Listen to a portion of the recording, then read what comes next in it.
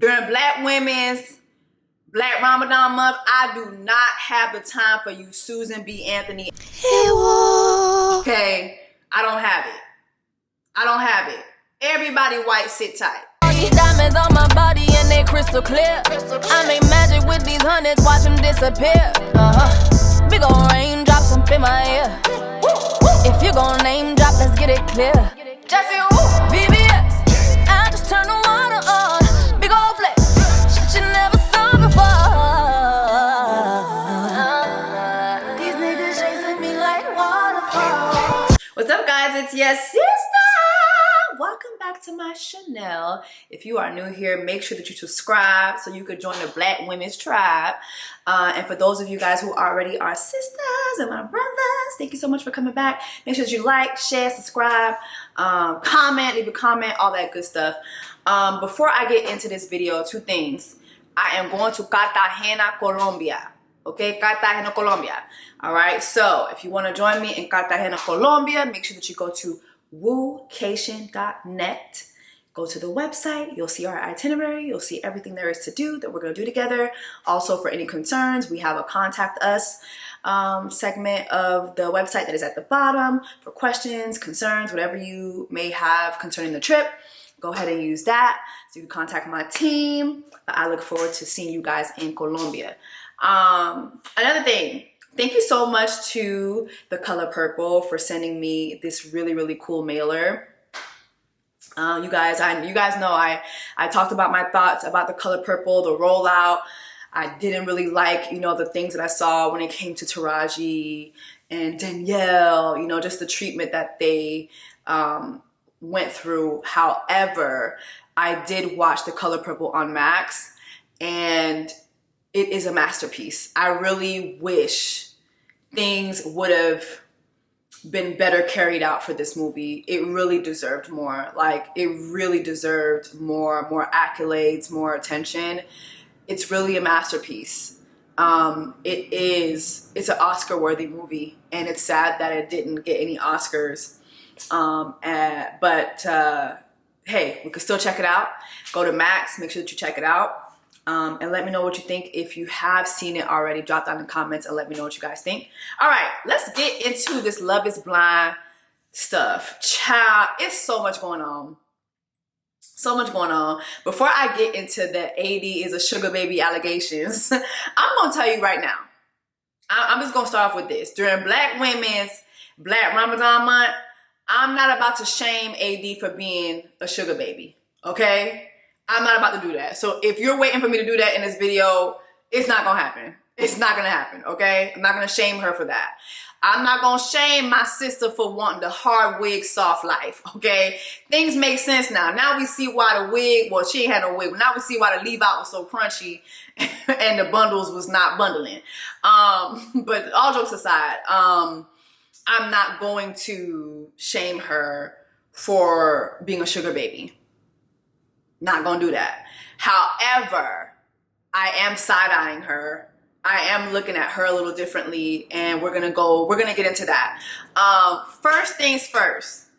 Remember how I told y'all that I feel that Jessica was a plant? Here are some other people on socials that have said the same thing.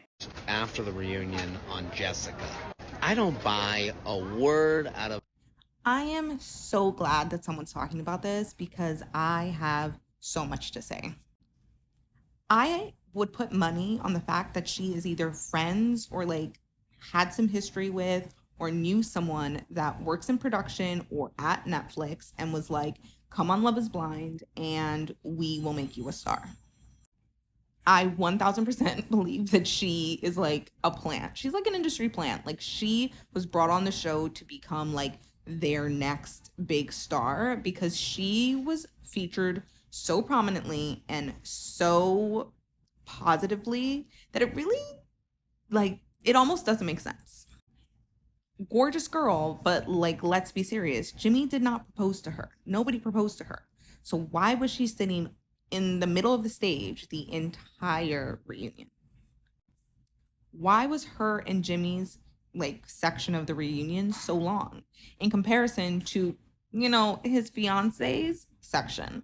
Like, we actually don't know anything about Chelsea and Jimmy coming out of that reunion, but we know a whole lot about Jessica. That feels intentional to me. Now we know that she's going to be on The Perfect Match, and we also put together during the airing of this season that she had been on vacation or was dating Harry Jowsey. Now people are saying that's when they were filming The Perfect Match. I don't know, maybe, but I just feel like she has too many connections to people on the cast. Like, why are her and Micah like best friends? Like, how did that happen? Like, the season just finished airing. It's like she shouldn't be like so entrenched with people at Netflix yet. So I just feel like this has been a long game for her. And it's funny that they dragged Trevor out there to like fillet him as an example of like, do not come on the show for clout, when she was sitting there as like a literal plant. That's my conspiracy theory. I'm sticking with it, but I'm glad that somebody else saw through it, because like, pretty girl, attractive girl, funny girl, nice girl, but like, I don't know. I just have questions. I want to go ahead and add to that and say, when we watched the reunion, Jessica is sitting center stage. Like, literally, she's sitting in the center. Okay? It really just didn't make sense to me. When you watch these reunion shows, like, seating means everything. This woman was a reject. Why is she sitting anywhere near the center? She should have been in the outskirts. Why do you have Brittany and Ken, who had a bigger storyline, who were on the show, engaged, had a deeper storyline? Why do you have them on the end, but you have Jessica and Trevor like right there in the center? Like, what was that? What was that? And in addition to all that too, like, she started doing podcast interviews even before, like, we weren't even halfway through the season. She was already doing podcast interviews. She was already being seen in the airport with Johnny, who was Amy's husband. One of my friends who's at a podcasting network told me that before the season even aired, that she was sent, people that were on her network were sent inquiries from the show to interview her. They were telling them, hey, we have the upcoming season of Love is Blind. There is a cast member named Jessica who's going to be really, really big on there. We want to go ahead and start scheduling interviews. Like, she had all of this lined up. The agencies lined up. Like, she's a plan. She gives Francesca. If you've watched like other Netflix reality shows, like she was on Too Hot to Handle, Perfect Match, she gives Francesca. Like, the way they set her up, and they had her sit up there and cry, talk, oh, Jimmy said these nasty things about me. I'm sitting there waiting to hear what Jimmy said. And what did Jimmy say? Oh, you said that I stood up and I left within the first 30 minutes. Okay, he was off by 2 hours. Goddamn, y'all are in a fucking white jacket room. Y'all are finding love in a white jacket room. He lost track of time, sweetie, like, but he didn't say anything about your character. Oh, you said I got a nice edit, and you did. The girl got such a heroic edit. It was the African-American vernacular that she was using, her and Laura were using. It's the not this, not that, not this, not too much. It just was, she's a plant. She's a plant. She's a plant. And y'all gonna call me a hater, don't care. Yes, I'm full of hate. Yes, she's a plant. It is very, very clear that they had clear plans for Jessica from the beginning. I'm sorry, the whole, I can't talk about my daughter without crying. Like, it's just, why? What's wrong with your, it's nothing wrong with your daughter. Why are we turning this into a thing? Like, she's a plant, point blank, period. Let me know your thoughts on that. Taylor Swift's boyfriend, who supposedly invented fades, high top fades, fade haircuts, instead of African Americans doing that and black people doing that. You know, the white man who's going around being hailed as the fade creator, got a hold of Love is Blind, and he is not a fan of Chelsea, and he did this impersonation of Chelsea, which I thought was hilarious. Jason, you got to watch Love is Blind, man. It is the worst trash ever. It's worse than Catching Kelsey, but it is so good. Honestly, I just want you to watch the one girl and to just hear her. Not watching. Oh my God, Jason. No. You think I'm clingy? I'm clingy? Really? Spot on.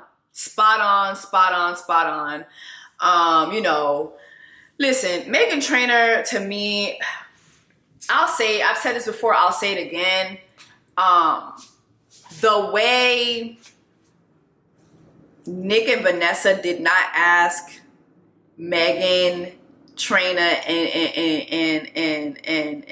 Jiminy Cricket no real questions, that was really absurd to me. And the way they tried to hold his feet to the fire when it came to Jessica, like I felt like they were trying to do the whole Marshall thing when it came to Jimmy. It just really weird. It was really weird. It was really, really weird. And I'm just so happy I don't have to see that lady in her chin no more. At work today, they was calling her Natalie Nunn. I never really saw the resemblance, but yeah, she definitely does give Caucasian Natalie Nunn. I hope after this season, I never have to see this lady again. Like, she just, I don't know.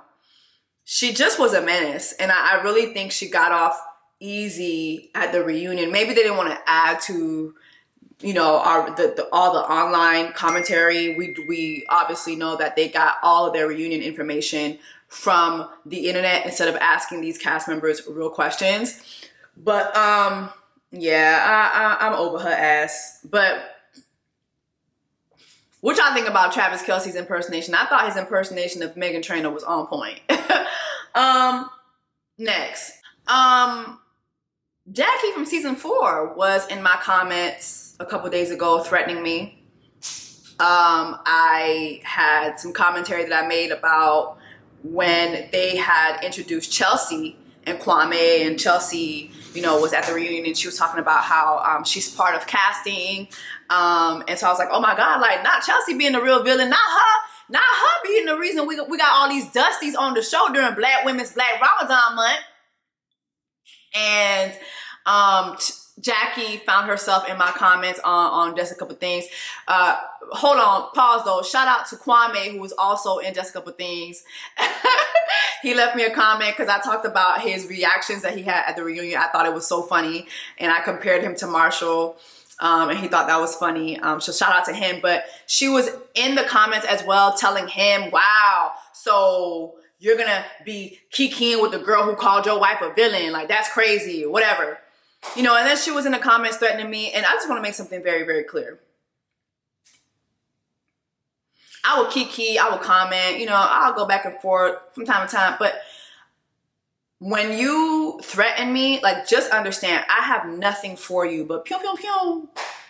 I don't have nothing for you but pew, pew, pew. I am old. Okay, I am an old bitch, okay? I am about to turn the tender age of 53 on July 6th, okay? I'm old.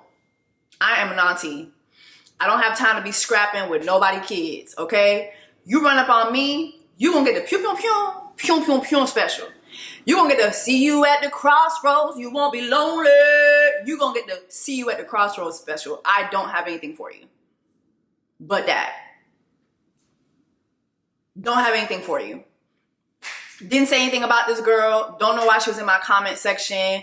And then she went on her live talking about me too.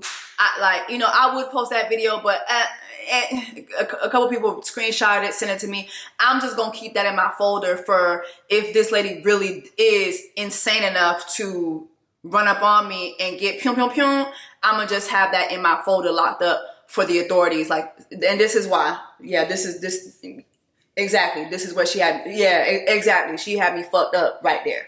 Okay, so I have nothing for you. Next, let's talk about Jessie. So I did make this post on my thread, and, you know, it was a joke about the casting. Like, you know, when you're watching the show, the way they presented her, it seemed as though she was the one that was involved with the casting. And if you watch my video on the finale, I think I even start the video saying, I was going to go in on Jessie ass, but it wasn't Jessie. Sorry, Jessie. I also did post an apology about, like, yo, I'm sorry. Okay, because Tiffany from her season as well, Tiffany was like, girl, not too much on my sis. She was not responsible for this casting this season, okay? So I did apologize. I apologized on just a couple things. I apologize on my YouTube video as well. well, Chelsea saw all those things and still decided to make a video, to which I responded.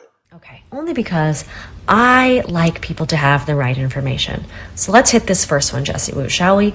No.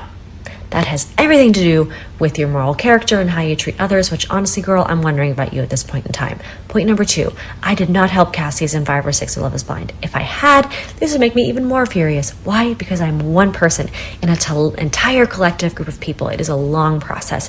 If you think I have some wave of the magic wand to make some final decisions, you are incorrect. All right? More of what I do and more of my expertise is really helping people feel more prepared and more ready to take on something like this. All right? If it's all adding up after countless interviews, psych evaluations, questionnaires, I trust that people are experts on themselves. Okay? So get your facts straight. We're putting this to bed. Also, Jessie Woo, joke's on you because you're still watching it, girl. Good night. Okay, Susan B. Anthony, you really thought you had a hit with that one. I'm actually going to show you how to clear it. Okay? So take notes.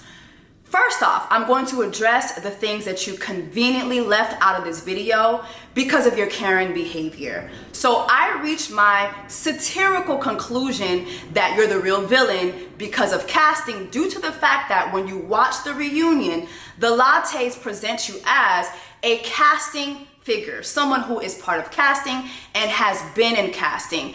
At no point in time during the reunion do they specify your time frame. So, as a viewer, if I am watching the season 6 reunion, and here you are as part of the bonus couples who have come back, and someone who has been part of the experiment, and now you're part of casting, I am going to assume that you had a part in this casting that I am currently watching, okay? Most of the internet reached that conclusion because that is what was shown. Now, immediately after I posted this to my threads, Tiffany, who was also part of your season, came into my comments and she said, not too much on my sis. She wasn't actually a part of this season's cast.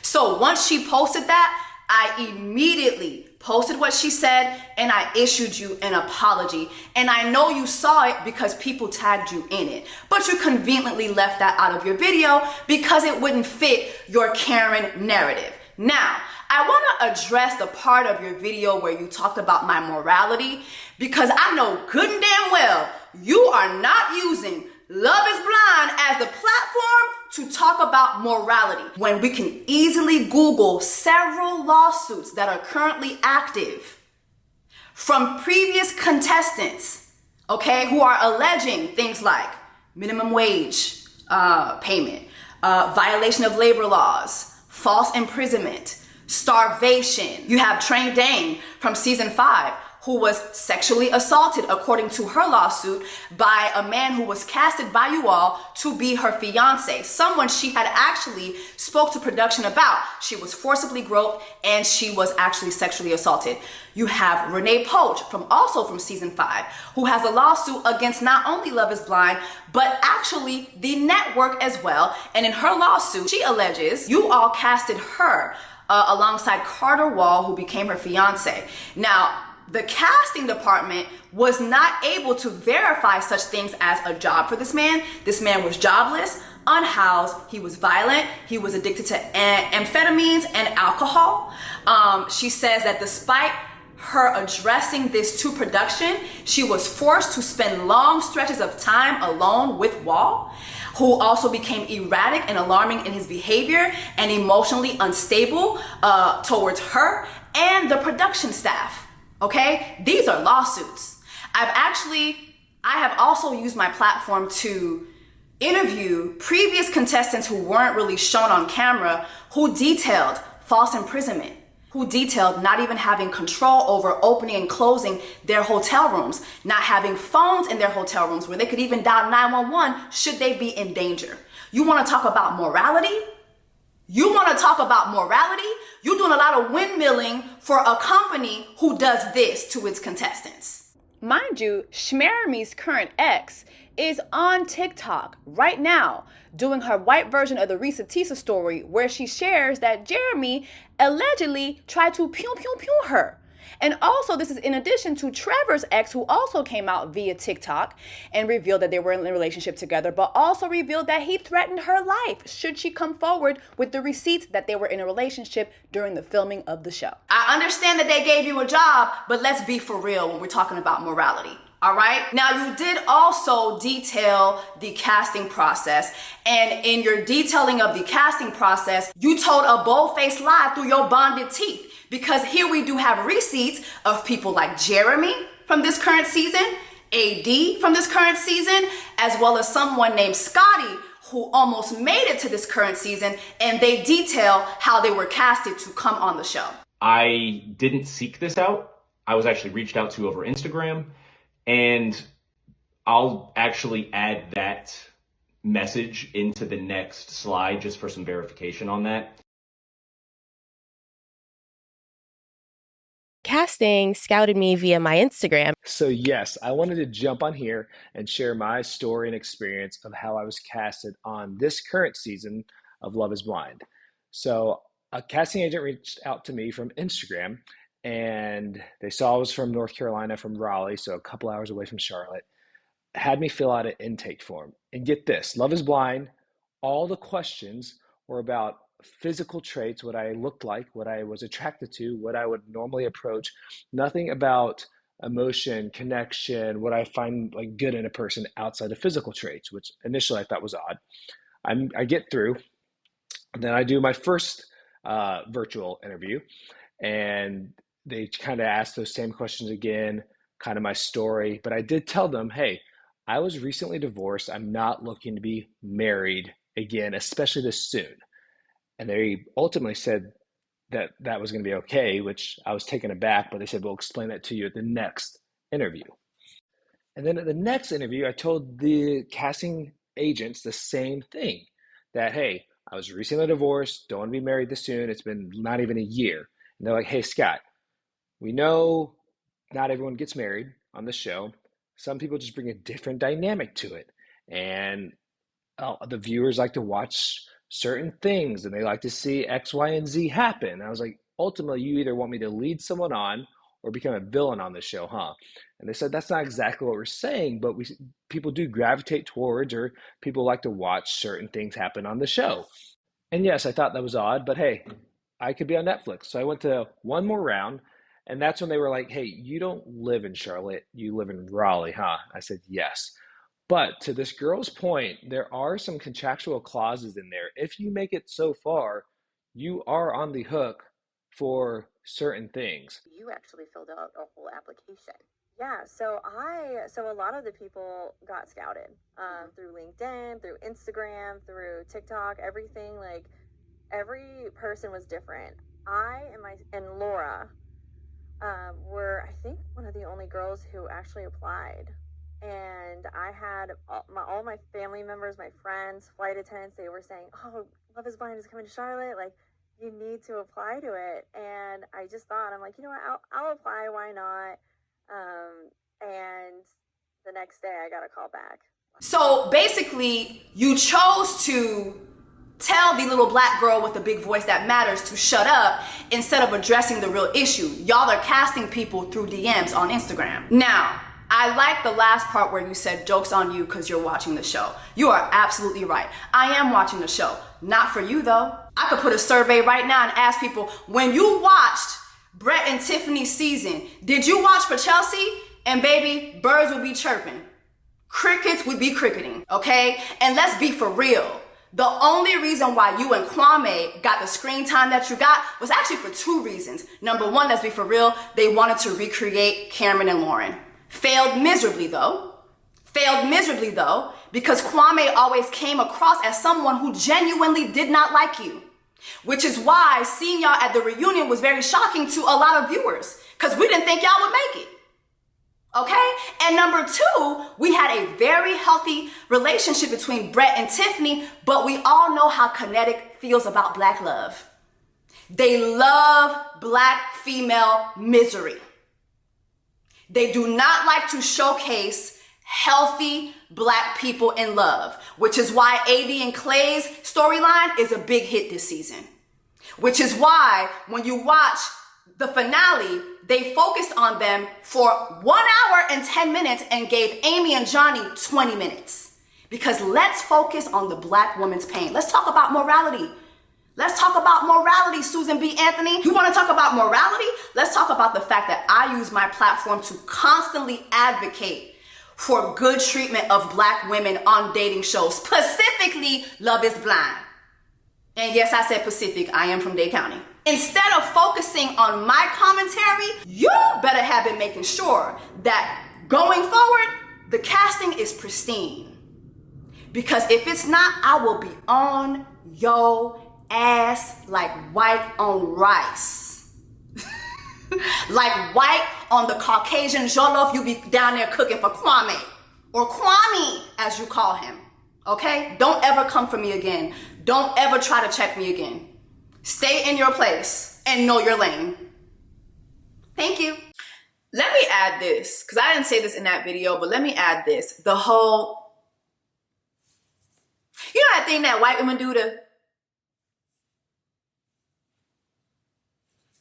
Jessie Woo? You know, I don't have a magic wand. Like, it just was giving Karen. Yeah, it was giving Karen. It was giving Karen. It was giving, you know, let me school you, black little girl. Let me school you, Negro child. That's what it was giving. It was fucking giving that. And I don't appreciate that shit. Like, I don't appreciate that shit. And just so you know, too, her and I did have a back and forth in our DMs before I posted my video. And she tried to flip it like, oh, well, you know, I feel like, you know, you're basically like making your content around a woman. Like, girl, that's Susan B. Anthony shit. Let me tell you something. During Black Women's Black Ramadan month, I do not have the time for you Susan B. Anthony ass bitches. Okay? I don't have it. I don't have it. Everybody white, sit tight. Everybody white, sit tight. You knew exactly what the fuck you was doing when you posted that video, and you ain't know. You thought you was gonna eat. You didn't know the whole time. You ain't know that I was a fucking piranha. Okay? You didn't know you was dealing with a Haitian piranha. Okay? Calm that shit the fuck down. Now, I don't know how you be talking. I don't know how you be at home talking to your husband. But bitch, this ain't Phaedra. This ain't Phaedra. Okay? This is not Phaedra. Okay? During Black Women's Black Ramadan month, everybody white sit tight. Okay, Susan B. Anthony? Everybody white sit tight. All right? Okay. All right. Just make sure that casting is on point going forward, okay? Because, all right, what else did I want to get into? Okay, y'all, let's get into the nitty gritty of this video. It's so much I want to talk about. I want to talk about AD versus Clay and how they've been softly throwing jabs at each other. And then we're going to get into, obviously, to the sugar daddy allegations and all that. But first, I want to take y'all back to AD's interview with Nick Vale. I watched that interview last week, and there were a couple things that gave me pause. Okay, so last week, AD did the Nick Vale, the Vibe Files, right? And Nick was asking her how she got on the show. And this was what she said. Did you sign up? Did you get referred? I know Jeremy says like you got reached out to by people. I was scouted as well. I was scouted, yes. And it was a very, actually, pretty funny story. At the time I was working at a nightclub, and my ex actually owned the nightclub. Okay. And so whoever was on casting scouted me via my Instagram, and they went to the nightclub's Instagram. And so they called him, like, looking for me, but obviously they did not know that our relationship. Yeah. So they're like, hey, this is such and such, and we're casting for, a dating show. And we had broken up, like, we were done. And he goes, yeah, no, she's good. Like, we're good. And I'm like, oh. So then he calls me, and he's like, you won't believe what just happened. And I'm like, what? What the fuck? I know. He goes, this casting show, like, Love is Something. Like, they reach out and they want you on the show. And I was like, okay, what'd you say? He's like, well, I told them that we're together. And I said, jail. Give me your number right now. Because we were broken up for a very long time. Yeah. But so you weren't like was this like a Jimmy having friends situation? Oh, no. That gave me pause. That gave me pause. Because you're working for your ex at a nightclub, right? And I'm not saying you can't work with your ex, right? But your ex felt very comfortable telling the Love is Blind casting people that y'all was together. He was saying the continents are meeting, baby. I'm still in them cheeks, okay?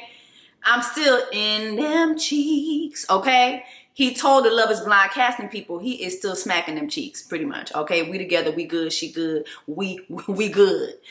Now, of course, she said she told him, hell no, I'll give you the information. Let me go ahead and contact these people. But that just gave me pause.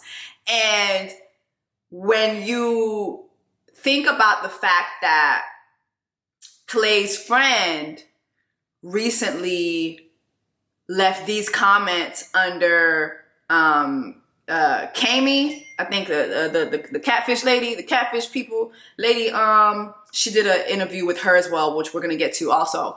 But Clay's best friend left a comment like, first of all, this girl didn't have no job. She's not a realtor. She has a whole sugar daddy. He owns a club. He told Clay not to fuck with her back in November. Like, when you put those two things together, is it that AD has a hater boyfriend that keeps interfering with her relationships? Or is this her nigga? Is this your man? Is this your sugar daddy? You know what I mean? Is that how you're financing yourself? But I just thought that her ex telling the Love is Blind people, nah, we good, that gave me pause. Is it just that he was being a hater, or is this somebody who is still clapping your cheeks? Like, what is it? What do y'all think about that? In this same podcast, they talked about like, yo, like, is it that the show was edited in a certain way where we didn't really see any conversations? Because it's like, from where we stand, we don't understand why you thought he was gonna say yes to you at the altar. Remember, I said this man wasn't even coming home to her. I've said this time and time again. He wasn't even coming home to her. Every conversation that they had, Clay was saying, listen, cheating is in my DNA. My daddy cheated on my mama 30 years ago. There's no way I can't cheat on you, baby. Like, cheating, like, if you were to pull my blood right now, you know what type my blood? I don't have type A. I don't have type O. I have type cheat. That's the type of blood I got, baby. If you pull my blood right now, the DNA gonna show that he a cheater, period. Like, those were all the conversations that we saw her have with Clay. We didn't really see anything else. And this is what she says. But I'm watching it and I'm saying, oh, this guy, like, knows he's not gonna say yes at the end. Yeah. The whole time, it seemed like this guy is just like, hey, AD, just so you know, like, I'm not ready, you know? And that's how I saw it. Did you see it differently watching it back? Or again, what are we missing in terms of context? Yeah, I would love to put some context to this. Clay and I had so many conversations about not moving forward. And I know it looks like I'm blindly following him off a cliff. Like, and he's telling me I don't want to marry. And I'm like, okay, let's go get married. And he's like, no, I don't want to. And I'm like, yeah. Like, there were so many conversations where I was like, I'm good to walk away. I'm good. Mm-hmm. I'm good to walk away. And he'd be like, no, AD, like, I really want to try. I really want to do this. I really want to make this work with you. And I'd be like, okay, well, let's try. And then he would actually try and do things differently and show up for me in certain ways. And then he would hit me with a sprinkle, like, I'm just afraid to get married. And I'm like, okay, well, again, we do not have to do this. How was he trying? First of all, remember that lunch that she had with her mom where she was like, I could jump off a cliff right now, no parachute, and I know he would catch me. Remember how I told y'all I thought that was freaking crazy? Because we never saw him do anything for this girl. And even here, like, she's saying he tried. Okay, how would he try? Mind you, we're going to get into what Clay says in his interviews. But how exactly was he trying when he wasn't even coming home to you? How was he trying? How was he trying? Then they ask her, you know, did she ever think that he was going to say yes to her?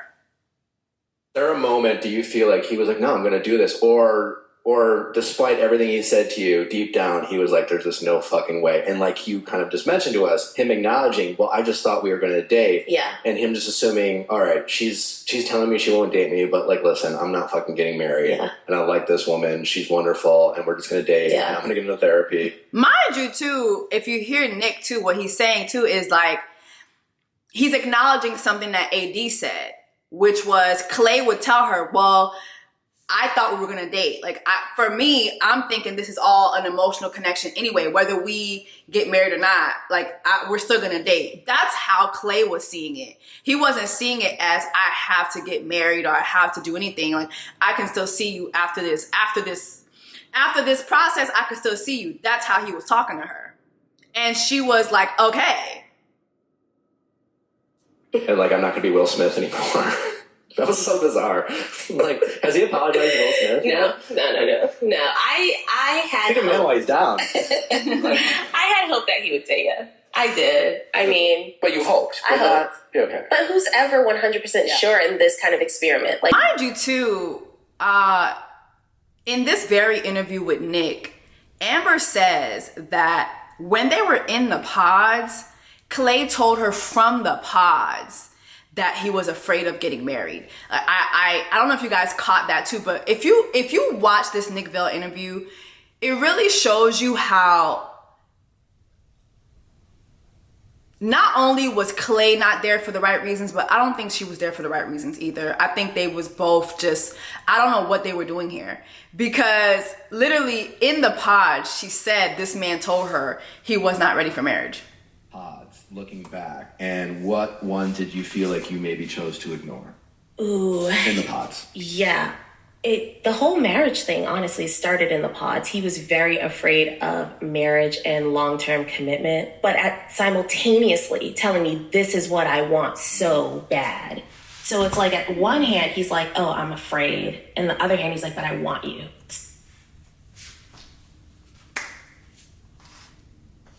He told you from the pods. He told you from the pods, okay? So what I'm thinking when it comes to her is that Clay was who she felt she could end up getting chosen with, because we know how the Matthew thing ended up. And let's go back to Matthew as well, because I think this is crazy. She talks about the fact that she went out with Matthew. You know, even at the reunion, she talked about Matthew and how she went on a date with Matthew. But I want y'all to hear this. Like, it's really crazy. It's like, this girl, she talks about Matthew, right? And she talks about the fact that after the getaway, so after the honeymoon, that he found her online and he contacted her and that they went out. I'm thinking maybe she probably went out with him after the marriage thing just didn't work out with Clay. Agree that he looked like Clark Kent, like everyone said? In person, yes. In person? Oh, yeah. You found him attractive in person? I did. You saw him in person? I saw him in person. Where? Post-wedding, we went on a few dates. Oh. And you look good naked. I wouldn't know. Okay. I would not But know. we do know that you obviously test drive the car. Nick Vale is a menace. Nick Vale is a menace. Nick said, did he look good naked? Okay. That white man is a menace. Before you buy it. I wasn't interested in buying the car. We were buying the car. We were not buying the car. We were not buying the car. Show. We don't. Yeah. Oh, no, same, but We were buying it. Yeah. Had no interest. No, God, no. So just a couple dates. Just a few dates. Okay. And just not interested. Not interested, just not my type outside of what we had going on. We live two completely different lifestyles, and he's very strict and super disciplined, and I just was like, yeah, no, it's not gonna work for me. I don't know. This gave me pause too, because I mean, if Matthew was strict and disciplined, aren't those characteristics that you're looking for in a man who's a provider? And also, not her going back to Matthew after the way she kind of grilled Kenneth for being with the girl who wasn't Free Willy. Like, remember how she grilled Kenneth for being with that white woman? So it's like, not you going back to Matthew, the white man. and then being turned off by him being disciplined. I don't know. Who asked who out on the date? He asked me out. The first date was more of like an apology, and he just felt like shit. Like he was really down bad, and he wanted to apologize. And but I wasn't his first date. Oh. He went on a little he's like, He wants blind recap. More like, I want to be the Bachelor from my season of Love Is Blind. And He just went on like a redemption tour. He went to see Amber. Oh, yes. And he, I guess, apologized to her as well. Was it the same conversation that he had with Amber that he had with you? Yeah, okay. And guys, obviously we're having some fun at Matthew's expense. Yeah. But when you say apologize, like... AD went out with Matthew, and she did this knowing he had already reached out to Amber. Mind you, like, she went on a couple dates with this man. She ended up going to his home and everything, like him cooking her dinner and everything. Like, I'm just looking at AD sideways because we all saw how Matthew literally used her dead daddy. Like, this man was lying on her dead daddy. You know, I'd love to ask your daddy for your hand in marriage, but I know I can't do that because he dead. Meanwhile, he was doing the same thing to the other Amber. You weren't his first choice in the pods, and here we are in real life, and you're still not his first choice, yet he still has access to you. To the point where you're in his home, and he's making you unseasoned chicken during Black Women's Black Ramadan month. I really feel that if a garbage can flirted with this girl, she would flirt back and she would go to dinner with it. I really do. I think Amber has no standards. No standards. I think as long as you give her a lot of attention and maybe money, we're going to get into that. I think that that's enough for her. I do. Let's talk about... I kind of want to spin the block on Clay. Let's spin the block on her and Clay. So she says also, Nick was asking her, well, where are things with you and Clay? And she was saying, well, me and Clay are flirty friends. And here's what she said. Clay and I... We're flirty friends. We are flirty friends. So if we see each other outside, we're like in each other's faces. Like we like hug and cuddle and like we're all over each other. But again, we're friends. Okay. Mm-hmm. Do you like to remind him of what he lost from time Every to time? chance I get. Okay. Every chance I get. As you should. Wait till you see my reunion dress. Every chance I got to show him, like, yeah. And do you feel like you've been successful in that? 100%. This girl is delusional. I like to remind him every chance I get. Every chance I get, I remind him of what he lost. Every chance I get. How are you reminding a man every chance you get of what he lost if you're flirty friends? If you're kissing and hugging each other? Like, if this man still has access to you, we're seeing videos of you with his family at Thanksgiving, what exactly did Clay lose? What is he losing if he still has access to you? And access to your body. We not stupid. We know y'all still fucking. Like, we know y'all fucked after the wedding. Like, that's... Mind you, the same girl that was down to the wedding. Oh my God, I would never see him again. And bitch, you was right back. He called you and you went back. You went back. You went back. What exactly does Clay lose if you're still flirty friends? I remind him every chance I get. How do you remind him? By letting him clap your cheeks? Wait till you see my reunion dress. The reunion dress was great. AD is fine. I've said this from day one. AD is fine as hell. The reunion dress was great.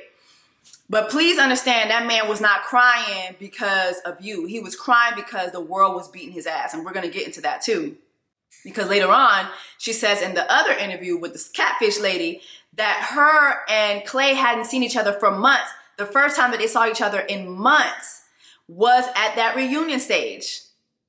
I was actually going to wait until later on in this video to play this clip, but I'm going to play it here because this is, in this part of the interview, first of all, I want to say this. AD looks amazing with braids. Boho braids on this girl, my God, like this girl, she's just so gorgeous to me, honestly. Like, she is a gorgeous woman. But anyway, I want to play this clip because, you know, we just talked about how she told Nick Vale that her and Clay are flirty friends. You know, we're flirty friends. And I remind him every chance I get, I remind him of what he lost, right? So here we are at the reunion, and for the very first time, she's hearing Clay say that she is the love of his life. I want you guys to hear this for yourselves. When we came to film the reunion, we had not seen the wedding episode. Oh. So we saw it the night before. We hadn't been in contact. And the first time we're seeing each other is to go on that stage and talk about it. And when I tell you, I cried myself to sleep that night. Yeah. I cried that morning. And then the first time I saw him, I immediately just saw the pain like in his eyes, because I had the same like gut feeling. And so when he got on that stage, and that's why I was reacting like that, because this is the first time I'm hearing it. Yeah. It's the first time we're speaking to each other. Yeah. And that was real, raw emotion. And I just was like, I didn't expect it. He didn't expect it, because it's hard to watch. Yeah. That was so hard to watch. I'm getting ahead of myself, but I wanted to ask you about how you felt watching his confessional after the wedding and like just listening to him. It was because... So basically, in all the months after filming, y'all were being flirty friends and you were reminding him every chance you get of what he lost. This man never told you that you were the love of his life until you guys got on that stage. Until you guys got on that stage, that is when Clay said, let me tell this girl that she is the love of my life and she is the biggest regret. Which again is why I really feel that Clay ain't shit. Clay knew exactly what he was doing. He did the whole therapy speech. He cried and he did what he had to do, you know, to soften the blows that he was getting. But you, though, all those times that y'all were being flirty friends for almost a year, this man never said these things to you. And so how are you reminding him every chance that he got of what he lost? How are you reminding him every chance you got? How are you reminding him of what he lost? He didn't lose anything if he still had access to you.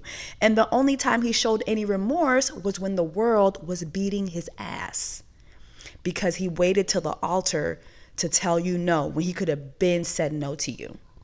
He didn't have to do that. He could have did like Jimmy. He didn't have to go all the way to the altar with that girl. But respectfully as well, AD did allow him to play in her face. And we're going to keep getting into that as well. But just wanted to play that clip for you guys so you guys could hear. This man don't really think she's the love of his life. He said it at the reunion because he knew he needed something. We're going to get into that. But yeah, I just, when I watched this interview, I was like, wow, the delusion.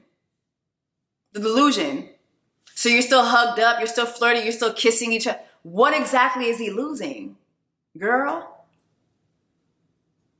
Like, please, y'all who are watching, let me know if I'm wrong here. What exactly is he losing? Okay, so on the interview with the catfish lady, AD talks about her finances again. Because remember, we're watching the reunion, and remember, that all stuck out to us. Like, when Clay was going in on her finances, I remember saying this when I was reviewing it, the finale, it didn't make sense to me. I never really saw these people talk about finances, so I felt like that came out of nowhere. And so she addresses that on the Catfish Lady podcast. Here she is with Cammie Crawford. His work, he was like, I'm a working man. Okay, great. We love that for you. But like, come home at a decent hour. And so let's clear that up. Because I also have the receipts on that. Oh. Respectfully. But, yes. But also, whatever you want. Okay.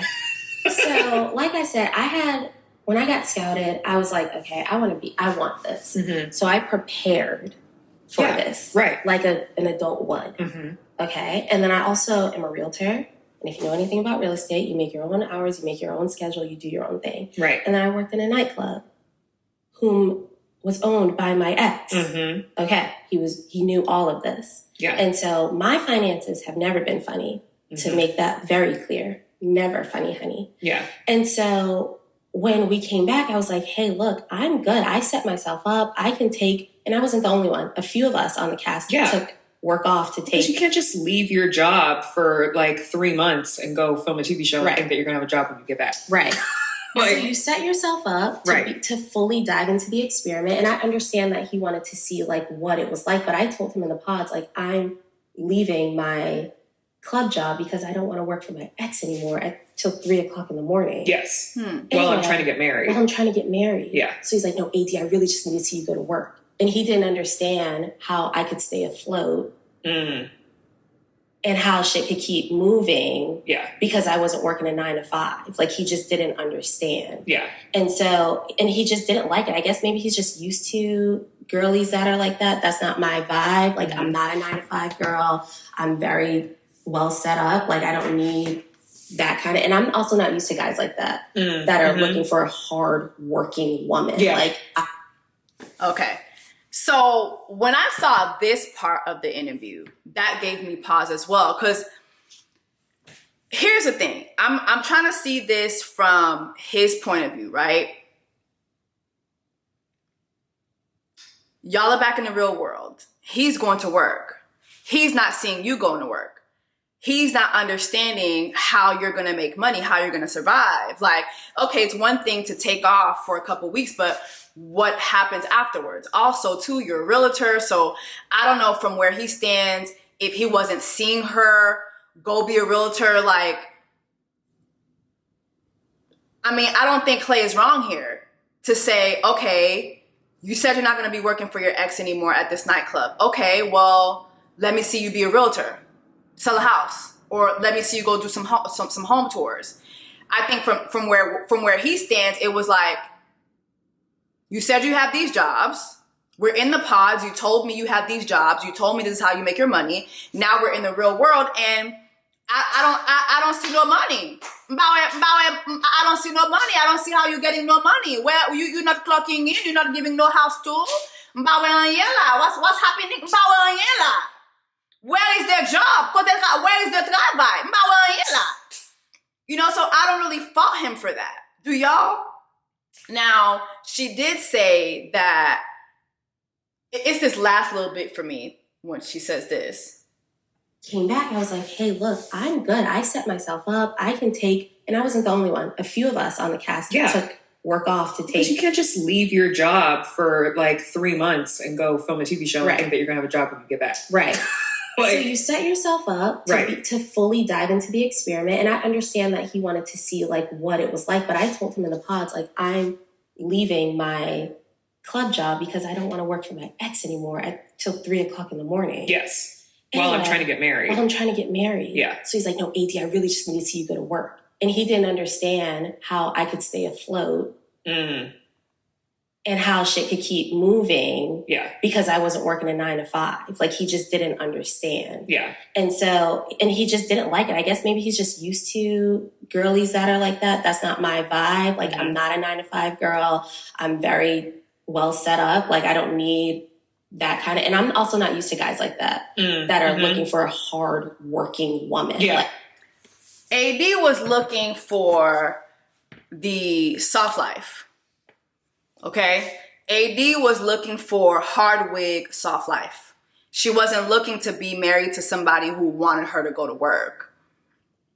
And I wonder if she had that conversation with Clay. You know, yes, her leave out was kind of crunchy sometimes. And I never went in on that. But as I'm listening to these interviews, I'm like, oh, is that why my sister's leave out was so damn crunchy? Was because she was sending that hard wig, soft life energy out into the universe. Remember, there's a scene, this girl on IG captured it. I'm going to put the video here. Lady here, I put a lot into her. She knows always go for the best. Don't be materialistic. Oh, no. Okay, now she lost me. She lost me there. She lost me right there. What do you mean? Girl, you deserve everything, all the materials. I think that sometimes African moms, they just want you to get married so bad. They don't care what you're getting married to. Mom, bye. No. Girl, be materialistic, because this man, he's not giving you his time. He doesn't prioritize you. He doesn't find you beautiful. And your stiff wig is right there just waiting for him to choose you for nothing. Why? Be materialistic, please. I'm so But there's a scene with her mom before Clay came in. Was it when Clay came in or when Clay left, when they were having the lunch? But her mom said to her, I've told my daughter, don't be materialistic. And I'm like, damn, I didn't really catch that. I thought it was weird when her mom said that. But now that I think about it, it makes sense because AD she's not trying to work hard. And then even too, in this interview, she talked about being well kept. Hold on, let me see if I can find it. Like, I don't need that kind of, and I'm also not used to guys like that, that are looking for a hard working woman. Yeah. Like, I've been kept, I'm well kept, and I don't really,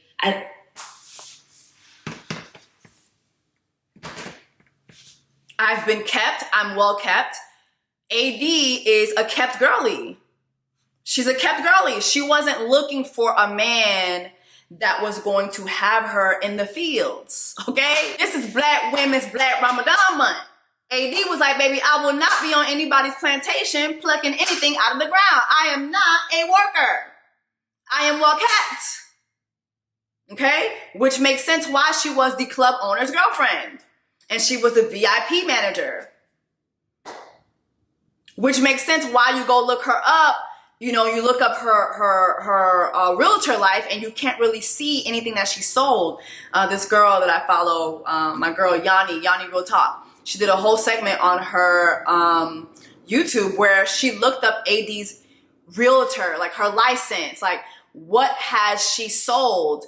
Her real estate footprint online is basically non-existent. AD doesn't have a digital blueprint when it comes to being a realtor. She may have her license, she may be registered, but I don't think this girl has sold a house either. I don't think the best friend is lying about that. Because if you go to her Instagram, this is her only Instagram. This is her personal Instagram. You click the link here. There's no website. Okay, she has links to her TikTok, back to her Instagram, her Amazon page, and some type of shop.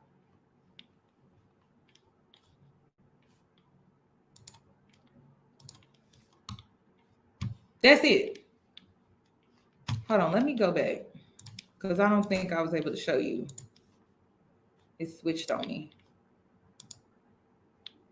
So people just think I'm believing the best friend blindly. I'm like, no, this actually does make sense. So this is where her link under or in her bio on her Instagram, this is what it leads to. Her TikTok, her email. Okay, and then this shop, this Amazon page, and then back to her Instagram.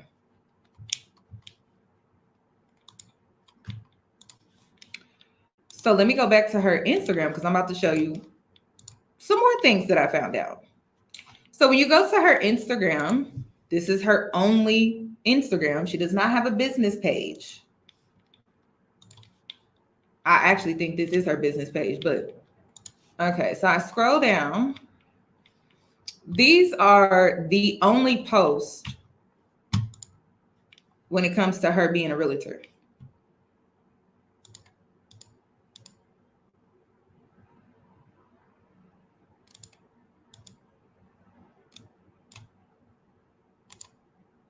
Okay. Now, take a close look at this photo here.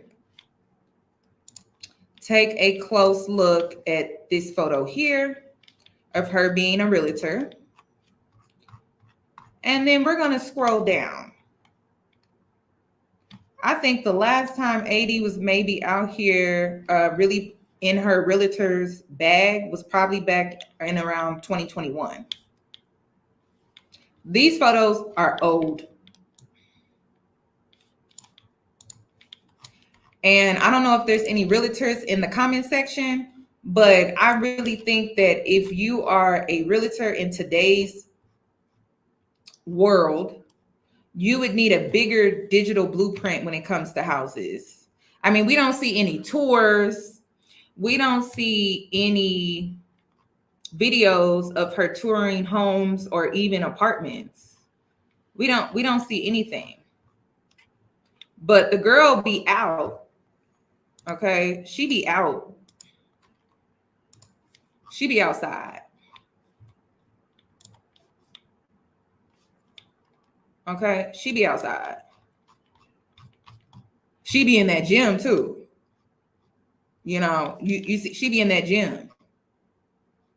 But the girl, she just be outside. She hasn't really sold anything. So all she had was that club job really bringing her money. Don't get it twisted. Yes, she was a cheerleader for the Patriots. She's danced in 2 Super Bowls. Amazing achievement. This is a girl who has had amazing achievements. But we're talking about right now, what are you doing right now for money? It's not given that you were making any money. It's given that you are a kept girl. Did she have those conversations with Clay? Because Clay was not given, I'm about to take care of you. Clay was not given that energy at all. Clay didn't even give, Clay wouldn't even come home. And we're going to get into that too, but Clay wouldn't even come home to you. So was that a conversation in the pods about being kept? Was that a conversation? It's not given. So now let's go to Clay in this Angela Yee interview. Mind you too, I want to make another note. This Clay interview is his second interview. He did do an interview on Tamron Hall with his mom, but that more so focused on his dad and his mom. They talked a lot about, just how, us as a Black community seeing the conversation between his parents and seeing that was good. It was healing for the community. It did spark a lot of conversation, and he did make light that, his father apologized in his own way. And they did talk about the fact that, his mom found all of this out while filming the show with her son, which I think is so fucked up. I've said it before, I'll say it again. Like, the fact that Clay used a family secret as a crutch during this entire experiment, to me, was just really disgusting. It just was bad. It was horrible. Like, I'm not saying that what his dad did to him was cool. It's not. But your daddy Ben did that. Why are you waiting till you get in front of the cameras for the whole world to see, for you to expose your father with no regard for your mother? For your mother. And he talks about that even in the Angela Yee interview. But first, let's go to this Angela Yee interview and see what he said. Okay, before we get into the finances bit, I want to talk about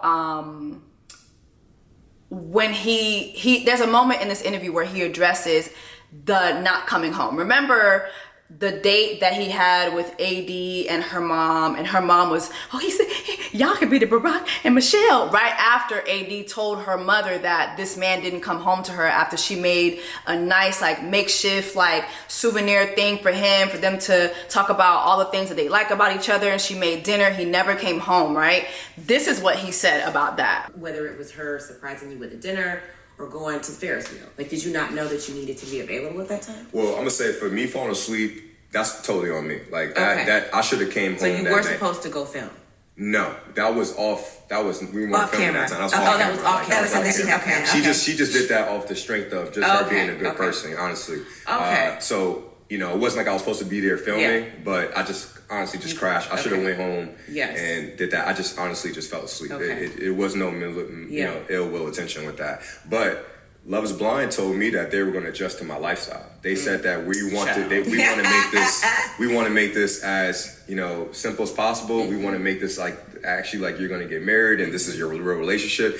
I came to find out I got to work on their schedule, and that was a little bit of an issue. So I ain't gonna say that probably contributed to my edit, but definitely I bumped heads a lot with the scheduling because I wasn't really available all the time. My husband bumps heads a lot. Y'all gonna learn to listen to me. I said this all throughout my reviews. If Clay was not filming, Clay was not seeing AD. period. That night, he didn't come home to her because they were not filming. Point blank, period. So he didn't see the purpose in seeing her because they were not filming. Now, he says they fell asleep, but he also says, I'm not available all the time. And they told me that they were going to film according to my schedule. My schedule is my schedule. As well, he also says in the interview that where they had them, the apartment that they had them stay out of was far from where he does his boat rentals. And so he didn't want to have to drive an extra hour to get to work, to go do the boat rentals. Like he said, sometimes I'm out there for hours in the sun. I didn't want my commute to be extra long.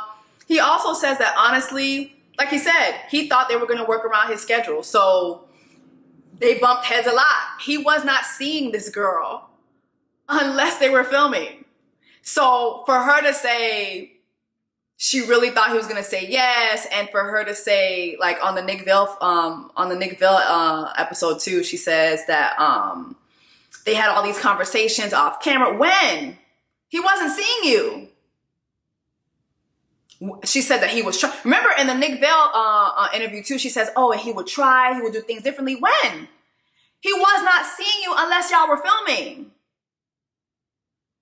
Which is why we hardly have any footage of AD and Clay together in their home life. We have so much footage from all the other couples. We have more footage of home life from Ken and Brittany. Ken, who was attracted to dolphins more than he was to Brittany. We have more footage of them than we have of AD and Clay. We have virtually no home footage of these two people. Because he was not going to see you unless we were filming, and he wanted them to do it on his schedule when he felt like it. Period. He wasn't going to change his work schedule. He wasn't going to work around the schedule. He's not doing that.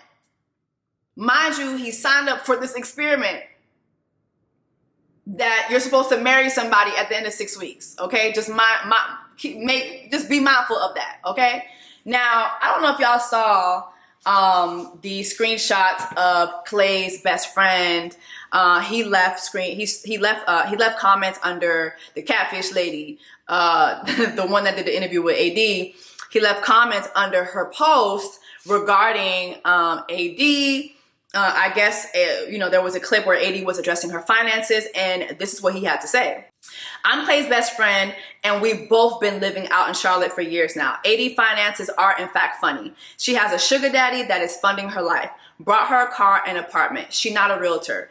Ask her to show us one house she sold or a picture she took with someone in front of a house she just sold them. I'll wait. The never do a press run to lie on a dude that has said nothing but kind, respectful things about her is nasty work.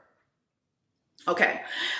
He tags Cammie again. He says, November 2023, around her birthday, her sugar daddy confronted Clay and I outside of the club, stating he was still involved with her and had been the entire time, and told Clay to stop messing with her. So I'm assuming this is the same guy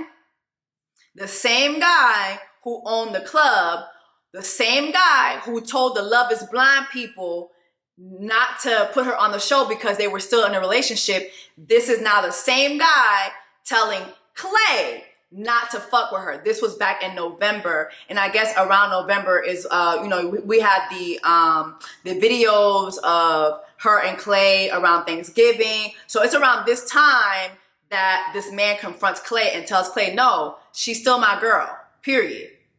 She's still my girl, period. Now, I do think that it's not the friend's place to be putting this out into the internet. I mean, let me know what y'all think. I just feel like it's not your place. Clay hasn't said anything, so why are you saying it? Like, Clay has not talked about this girl's, sugar daddy. Like, he hasn't said anything like that. So why, you as a friend, why are you saying this? However, I'm kind of thinking, if this were my friend, I probably would be in the comment section defending my friend too. That's the kind of friend I am. So, but I do see a lot of people saying, oh my God, his friend is sassy as fuck. I don't know. I think his friend is just standing up for him because Clay hasn't said anything negative about her this entire time. But, maybe they just feel like she's throwing shade. Let's see what Clay had to say about the finances. One of the things that people talked about was also when you were talking about AD's finances. Yeah. And that conversation was important for you, and you didn't seem too certain about that as well. Yeah. And so, like you said, you guys didn't have those conversations, but what was it? And because I want you to be able to discuss that too, because finances are an important conversation that can happen if people are planning to get married. So what was it that kind of signaled a red flag for you when it came to her finances? Yeah, that's a good question. I mean, for me, personally, I wasn't never saying that AD's finances was a reason why we wouldn't be together. I was saying that I didn't understand it enough for us to get married at this time period. Like, I just want to remind everybody, this is 6 weeks, and I'm going to take ownership that I probably should have had a little bit more conversations about the finances, but I just want to remind everyone that there's so much going on at that time. Every day is a different theme. So we talked about the finances in the pods. What I saw from AD in the pods was a little bit different than what I saw when we were actually in Charlotte together. She, we vibed off of entrepreneur spirit. We vibed off of working hard. And then when we came back to the house, she dedicated all her time to be a wife. And that's cool and everything, but that's not really what I fell in love with her about, her biggest thing was like, Clay, I got your back. I'm gonna support you. And to me, that's just not a motivation for me to get married, because I have a lot of people that got my back. I want to be motivated by my partner as well. I think it's a partnership, and I'm big on marriage. I don't want to get a divorce, and one of the things I know that people get divorces over is finances. So for me, you know what I'm saying? So if finances is big, so AD had an ex-boyfriend before she did the experiment. I think she kind of talked about it on the podcast, and for me, I thought that she said she was a real estate agent. I didn't really see her, in that field because she was, dedicated to the process, and that's good for her. A lot of other people were dedicated to the process as well. But for me, I felt as though for me to say I do, I needed to see, how what was going on, how are you making your money? Because it seemed to me the ex-boyfriend, this is just to me, this may not be true, but to me it seemed like all the finances came from that ex-boyfriend. So he had a club. She worked at his club. She worked at his club. In addition to real estate, in addition to being a mason. It sounds like you're saying maybe she wanted to be a stay-at-home wife. Right. Is that what you're saying? No, I'm not saying that. I don't think, because AD definitely got into her real estate after we finished filming, and she was very transparent with me about this ex-boyfriend. So I don't want to make it seem like she wasn't doing anything, but she just really dedicated this time to be a wife. Yes. Me personally, I didn't understand that, because they paid us whatever they paid us, and to me that wasn't enough to just pause my life for 6 weeks. So the thing with Clay too, he's such a salesman when he talks, and he really talks out of both sides of his neck. So this little segment here, this is what I'm gathering. He's saying that after they finished filming, she in fact did start getting back into her real estate bag. But again, we've looked at the footprint online. We don't see anything. So I do understand him having concerns about, okay, what is your job? But then also when he says things like, she wanted to dedicate herself to the process. Yeah. Because that's what the process was about, marrying somebody, Clay. So, you guys were supposed to spend time together. That's the whole point of the show. How do you expect to marry somebody if y'all don't spend time together? So that's why she dedicated herself to the process. It was regardless if you're making money, I just, I'm a go-getter. I just can't see how you could pause your life for 6 weeks and not work. There's so much to unpack with what he said. Number one, he's absolutely correct. We've seen the lawsuits with people from previous seasons suing Love is Blind. Love is Blind pays these people minimum wage. If you really map out the hours that they spend in the pods, the hours that they spend filming, they're getting paid minimum wage, okay? So he's absolutely correct. You pausing your life, and I'm not seeing you sell one home, and then the other job that you have is tied to your ex-boyfriend who has a lot of money, who owns this club, but you're saying you're not doing that. So what is it? When we were in the pods, you said you were an entrepreneur. Now that we're outside the pods, I don't see you entrepreneur nothing. You are entrepreneur nothing, okay? In the pods, you said you was an entrepreneur. We outside the pods now, and you entrepreneur nothing, all right? I don't see nothing, okay? So I stand with him on that. I also stand with him on the fact that, yes, you dedicated yourself to this process, but that's not, like, we didn't talk about you not working. He also says they should have had more conversations about finances. And I think that that's on the both of them. What were you guys talking about? Y'all wasn't having no real conversations in this process. What were y'all talking about? What were y'all talking about?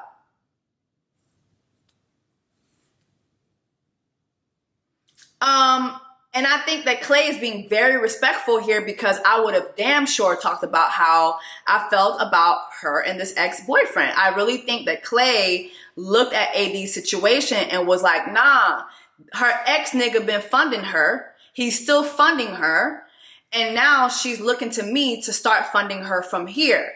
But I feel like he never actually asked that question. He just was like, I'm just ain't gonna fuck with this girl. He just wouldn't come home to her.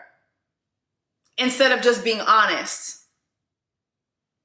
Instead of just being honest and saying, hey, I know this was your setup with this nigga. That's not about to be me. I need me a woman that's gonna go to work. Okay? I'm gonna need you to go to work. Okay? I need me a Rihanna. Work. I say you have to work. I need to see you go to work. Okay? I need to see you. Ponte trabajo. Ahora. Trabajo. Ahora. Okay? He was like, ponte trabajo. Where is your trabajo? And it's clear she was not trying to do that. But y'all didn't have that conversation. Y'all didn't iron that out. Nobody had that conversation. Nobody ironed that out. There are a lot of people online that went and looked you up, AD. And here's the thing. Y'all that are going into these reality shows, please understand, you're going to go through a reality show and then you're going to go through a reality. Okay? The internet is going to smack you with reality. They are going to get into your business. And the fact that people are sitting up online, looking you up, AD, and they're not finding no homes being sold by you, that doesn't look good. And then when you're going on interviews, you're not promoting that you are a realtor. You're not promoting your realtor business or your realtor agency, your realtor website. We're not seeing that on your socials. That doesn't look good. It doesn't look good. It doesn't look good. And actually, it makes Clay look like a hero here. It does. It makes him look like the smart one to say hell to the fuck no. Because I don't really know what your situation is. And no, I'm not going to be marrying anybody who's working at a nightclub for her ex, who is still out here in her life confronting me or confronting the casting. I'm not doing that. But keep in mind, too, the confrontation between him and her ex happened way after filming. But still, imagine if he married her with an ex like that who has the tendency to butt into your life. That's not giving X. That's giving we still fucking. That's giving that's still my paymaster. We still fucking. That's what that's giving. Okay. Clay also addressed something that he said that his mom didn't like about AD. That had to make your mom furious. Like, yeah, why she would actually you found that subject out. my child to? Yeah. What did she say to you?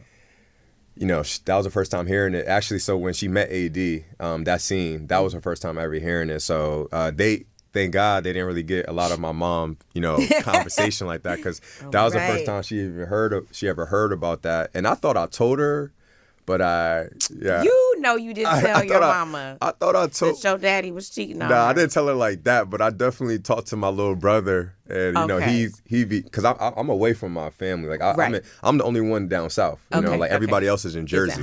Just want to butt in here and say again how terrible this man is, because now he's trying to blame it on his brother for not telling his mother. Oh, well, I thought I told my brother. And shout out to Candace. Candace is actually really good at this.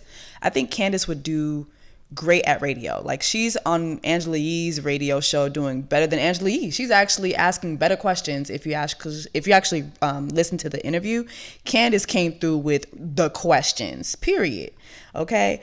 But for him to be like, oh yeah, I told my brother, I thought I told her, but I told my brother, and basically like leaning on his younger brother to go tell his mother, and then turning around again and using his father's deep dark secret, during this process with no regard for embarrassing his mother. And then he's like laughing about it and like, this is not no smiling or laughing matter. Like, what you did was like totally disgusting, sir. Like, you're disgusting. Right. You know what I'm saying? So, like, I told me and my little brother Nate, we talk all the time, and Nate definitely know. So I thought Nate would have. So you thought you was gonna put it on your brother and make your brother tell your mama? I ain't you want to the tell oldest. my You supposed to lead. You're right. Now yes. I learned. Hey, we make mistakes, But did your parents still like AD? It felt like they really did like her. Like they would have liked for you guys to get married. Yeah. Mm-hmm. Yeah, my mom definitely got respect for AD. I don't think she liked the comment that AD made though at the reunion. Where she didn't want to be your mom. Yeah, it's like AD, what are you talking about, man? Mm-hmm. Like, my mom was married for 23 years. Like, you wish, you know what I mean? Like, well, she said respectfully, but yeah, she didn't want that situation to be her. Situation. Yeah. I just feel like she could have definitely worded that differently, because my mom has only on camera has only spoke grace. She's had so much grace for AD, and you just open up the conversation of like, well, women like, well, I don't want to be like that, but it's like divorce happens, like breakups happen. You don't say you don't want to be like somebody. Like, those stuff do happen. Like, relationships are tough, they're hard. Yeah. My mom was married for 23, almost 24 years. Like, that's an amazing accomplishment. Now, respectfully, I said this when I reviewed the reunion. I didn't like that AD did say that, simply because AD did want to be his mom. She was willing to put up with anything. She was going to say yes. Like she said on camera, there was nothing that this man could have done or said or, anything that would have made me not say yes. So respectfully, AD, you did want to be his mother. And if Clay didn't say no to you at the altar, you would have been his mother. However, telling her you wish, I think that was disgusting. And also, Clay, your mother was a doormat for 24 years. Let's be for real. Your mother was a doormat. This was not an accomplishment, baby. This was doormat behavior, okay? And you exposed that on national television. You should be ashamed of yourself. It was disgusting, and it's nothing to be praised. Thank you so much. Next. Clay, in this interview with Angela Yee, he does say that he wishes that he actually would have read through everything, that he would have understood what he was signing up for more. They did ask him about the whole Love is Blind contract. Somebody had pulled out a Love is Blind contract. He said, oh no, that's not a real contract, which, Clay, please don't talk about what the contract is. You obviously didn't know. You didn't read the contract. You got the DocuSign and you signed it. You obviously didn't contact no lawyer or anything, because if you did, you yourself wouldn't be sitting up on this interview saying, I wish I would have prepared better for it and understood what was going to happen. I wish I would have researched the show. I wish I would have watched the show. Like, he says all this in the interview. I think it would have just been helpful if I did my homework before going on the show. I'm going to just put it on me. I wish I watched it before going on. Like, watching some of the other cast members, like, I'm not saying that they did anything fake, but you could just tell that they knew like what to expect. How to finesse things. How to finesse things a little bit, where I'm just like, yeah, I need to see your boobs and titties and shit like that, so. It's clear Clay just wants to be on television. It's really clear. He even talks about his business. He's not even pushing his business. People were calling his business, leaving negative reviews and all this stuff. You wanted to be on the show to promote your business. I think there's so many other reality shows that you guys can do rather than doing Love is Blind. But I don't blame y'all, because Love is Blind has become such a phenomenon that, it does give you a lot of publicity. You get 1 million followers, like you get so much out of the experience. So I don't blame y'all for doing it, but just understand, like, a lot of bad comes with it too. A lot of bad comes with it too. But anyway, y'all, I mean, here's the thing. Is AD a sugar baby? If she is, good for her. If she is, good for her. During Black Women's Ramadan month, if she is, good for her. Good for her. whether she got married to Clay or not, I think that now she has more followers. She's gonna have more men, you know, more to pick from. And the same with Clay. So they both walk away with millions of followers, millions of people knowing their name, millions of people in their DM. It's a win-win.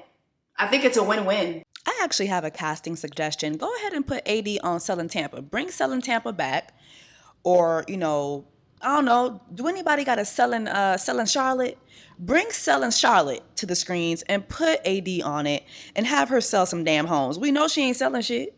So put my baby on selling North Carolina and have her sell some homes and boom, pow, there it is. She got a job now, which I gotta say, period. Watching these interviews though, it makes it clear to me that AD was looking for a hard wig, soft life. Okay? My sister was looking for that crunchy wig, soft life type of life, which explains why she went back running to Matthew.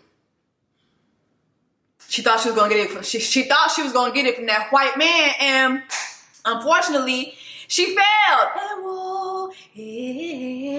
Went back on one. You weren't that white man's first choice. He didn't really want you. Captain America did not want you. Sister, I need you to get a better catalog of potential sugar daddies, because the one you got ain't it. Or maybe just stick to that club owner. Do anybody know what club it is, child? What club is it? What club is it?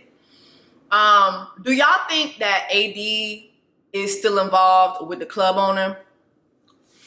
I think she still is. I think she's still involved with him to some capacity. I think he is still clapping them cheeks, and I would not blame him because AD got some cheeks on her. Baby, AD got them cheeks, baby. Woo-hoo! I'm not a lesbian, but I would love to clap them. I would just like to just one time, just one time. But yeah, she was looking for hard wig, soft life, and I don't think that Clay was the best person to look for that from.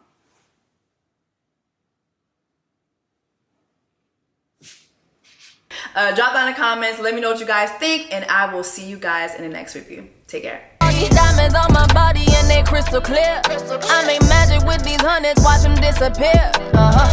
Big ol' raindrops up in my ear. If you gon' name drop, let's get it clear. Jessie,